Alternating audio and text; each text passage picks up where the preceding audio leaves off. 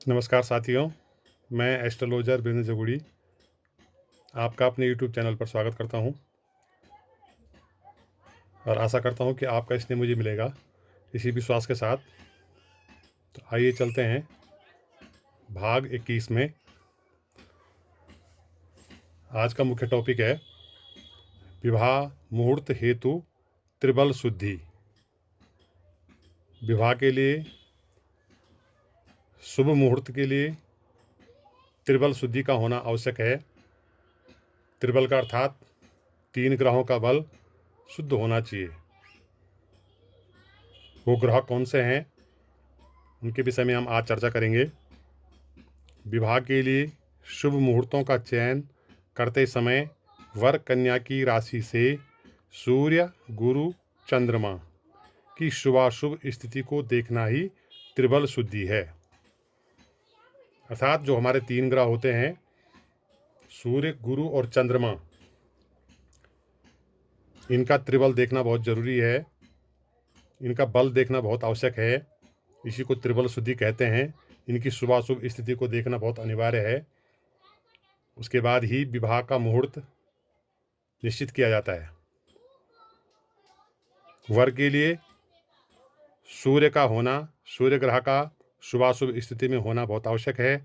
कन्या के लिए बृहस्पति ग्रह का शुभाशुभ स्थिति में होना बहुत आवश्यक है। और दोनों के लिए, वर के लिए और कन्या के लिए, चंद्रमा का होना, चंद्रमा का शुभ होना बहुत ही आवश्यक है। उसके बाद हम विवाह की तारीख निश्चित करते हैं, विवाह का मुहूर्त निश्चित करते हैं। वैदिक ज्योतिष में 6 मासों में विवाह होना बहुत शुभ माना गया है, जिसमें ज्येष्ठ मास, आषाढ़ मास, मार्गशीर्ष, माघ, फाल्गुन और बैसाख, इन 6 माहों में विवाह को शुभ माना गया है। और विवाह मुहूर्त के लिए पहले इन ग्रहों का शुद्ध होना, अर्थात इन ग्रहों का बल होना बहुत जरूरी है। आइए सबसे पहले देखते हैं वर की राशि से सूर्य, सूर्य ग्रह के विषय में देखेंगे कि वर की जन्म राशि से 3, 6, 10 और 11वें स्थान में सूर्य हो तो श्रेष्ठ कहा गया है। वर की राशि से गिन करके, क्योंकि सूर्य एक राशि पर एक माह तक रहता है और सूर्य उस समय कौन सी राशि में चल रहा है, यदि 3, 6, 10 और 11वें में चल रहा है तो श्रेष्ठ कहा गया है। वर की राशि से, वर की राशि से आगे गिन करके देखना चाहिए। यदि वर की राशि मेष राशि है तो मेष से मिथुन राशि में सूर्य चल रहा है तो ठीक है, कन्या राशि में चल रहा है तो ठीक है, मकर राशि में चल रहा है तो ठीक है, और 11वें राशि में भी चल रहा है तो उसे शुभ कहा गया है। इन स्थानों में यदि सूर्य है वर की राशि से तो विवाह मुहूर्त श्रेष्ठ है। 1, 2, 5, 7, 9, इन स्थानों में यदि सूर्य हो तो पूज्य होता है। अर्थात यदि वर की राशि से इन स्थानों में सूर्य है 1, 2, 5, 7, 9 में, तो पूजन के द्वारा, दान के द्वारा, जिसमें सूर्य की लाल वस्तुओं का दान किया जा सकता है, सूर्य का पूजन करके विवाह संपन्न किया जा सकता है, विवाह का मुहूर्त निश्चित किया जा सकता है। किंतु चौथे, 8वें और 12वें स्थान में सूर्य को अशुभ कहा गया है, अशुभ होता है। वर की राशि से यदि चौथे स्थान का सूर्य हो, 8वें स्थान का सूर्य हो और 12वें स्थान का सूर्य हो राशि से गिन करके, तो उसे अशुभ कहा गया है। उस स्थिति में हम विवाह का मुहूर्त निश्चित नहीं कर सकते हैं उस समय के लिए, जब चौथे, 8वें और 12वें स्थान में सूर्य हो वर की राशि से। तो ये वर की राशि के लिए हो गया। सूर्य का देखना बहुत आवश्यक है। कन्या की राशि में बृहस्पति देखा जाता है, क्योंकि बृहस्पति भी 1 साल से ऊपर एक राशि में रहता है। कन्या की जन्म राशि से बृहस्पति 2, 5, 7, 9 और 11वें इन राशियों में है।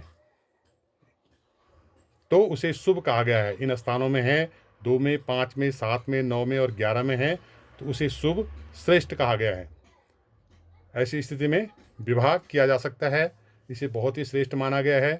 यदि इन राशि में बृहस्पति चल रहा है और यदि 1, 3, 6, 10वें स्थान में है तो पूजा होता है, अर्थात पूजन के द्वारा हम बृहस्पति का पीली चीज़ों का पूजन करके फिर विवाह कर सकते हैं। लेकिन चौथे, 8वें, 12वें में बृहस्पति है तो उसे अशुभ कहा गया है। चौथा, 8वां और 12वां यदि बृहस्पति है कन्या की राशि से गिन करके, तो ऐसी स्थिति में हम उस मुहूर्त को विवाह के लिए नए तय कर सकते हैं। उन स्थितियों में विवाह उस समय तय नहीं किया जा सकता है क्योंकि वो अशुभ कारक है, चौथा, 8वां और 12वां। इसके बाद चंद्रमा है, तीसरे नंबर का ग्रह।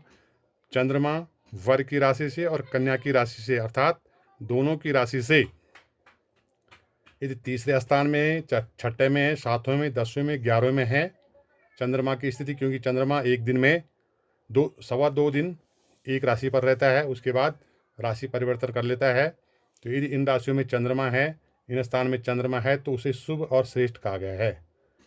यदि 1, 2, 5, 9वें स्थान में हो तो उसे पूज्य होता है, अर्थात पूजन के द्वारा भी उस मुहूर्त में विवाह संपन्न किया जा सकता है। लेकिन चौथा, 8वां और 12वां यदि इन स्थानों में चंद्रमा है वर की राशि से और कन्या की राशि से, तो ऐसी स्थिति में हम उस विवाह मुहूर्त को तय नहीं कर सकते हैं, उसे अशुभ कहा जाता है।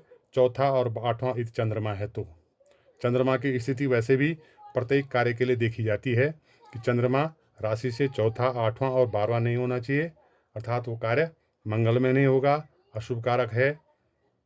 इस प्रकार से सूर्य, बृहस्पति और चंद्रमा की बलाबल स्थिति अर्थात शुभाशुभ स्थिति देखनी बहुत आवश्यक है। उसके बाद ही विवाह की तिथि निश्चित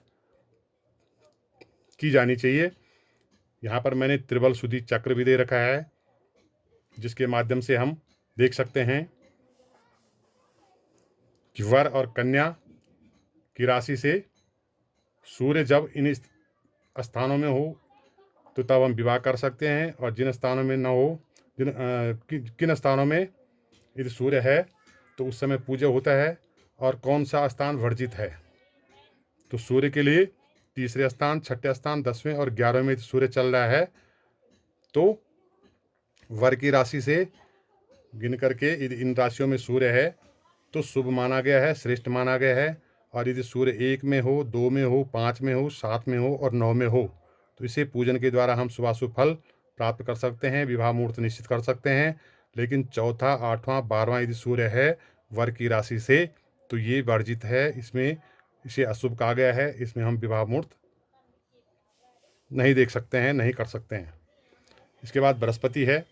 बृहस्पति 2, 5, 7, 9 और 11 यदि इनमें बृहस्पति चल रहा है कन्या की राशि से तो उसे श्रेष्ठ कहा गया है। और यदि 1, 3, 10 और 6 में चल रहा है तो इसे पूज्य कहा गया है, अर्थात पूजन के द्वारा इसे शुभ किया जा सकता है, दान के द्वारा इसे मंगलमय बनाया जा सकता है। लेकिन चौथा, 8वां और 12वां बृहस्पति यदि है लड़की की राशि से तो ये अशुभकारी है।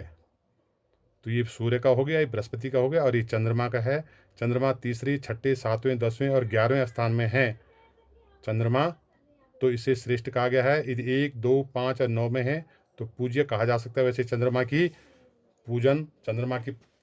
पूजा वैसे शास्त्रों में नहीं अंकित है। चौथा, 8वां, 12वां यदि चंद्रमा है तो ये दोनों के लिए अशुभकारी है, दोनों के लिए अशुभ है। इसमें हम विवाह संपन्न नहीं कर सकते इन मुहूर्तों में, जिसमें चौथा, 8वां और 12वां यदि कन्या की राशि से या वर की राशि से चौथा, 8वां, 12वां चंद्रमा पड़ रहा हो तो उस दिन, उस तारीख को हम विवाह मुहूर्त नहीं निकालेंगे, क्योंकि इसे अशुभ कहा गया है। पूज्य ग्रह में जो मैंने इस पे लिखा हुआ है कि किन का पूजन संपन्न है, किन स्थानों में यदि सूर्य, बृहस्पति, चंद्रमा चल रहा है तो उसके लिए हम विधिपूर्वक विवाह से पहले पूजन, दान से इसे शुभ किया जा सकता है। तो आज के भाग में हमने जाना कि हम त्रिबल शुद्धि कैसे करेंगे, त्रिबल शुद्धि क्या है, विवाह मुहूर्त के लिए त्रिबल शुद्धि का होना बहुत आवश्यक है। उसे कैसे देखते हैं? धन्यवाद। यदि आपको वीडियो पसंद आए तो लाइक, कमेंट और सब्सक्राइब कीजिए। Thank you for watching.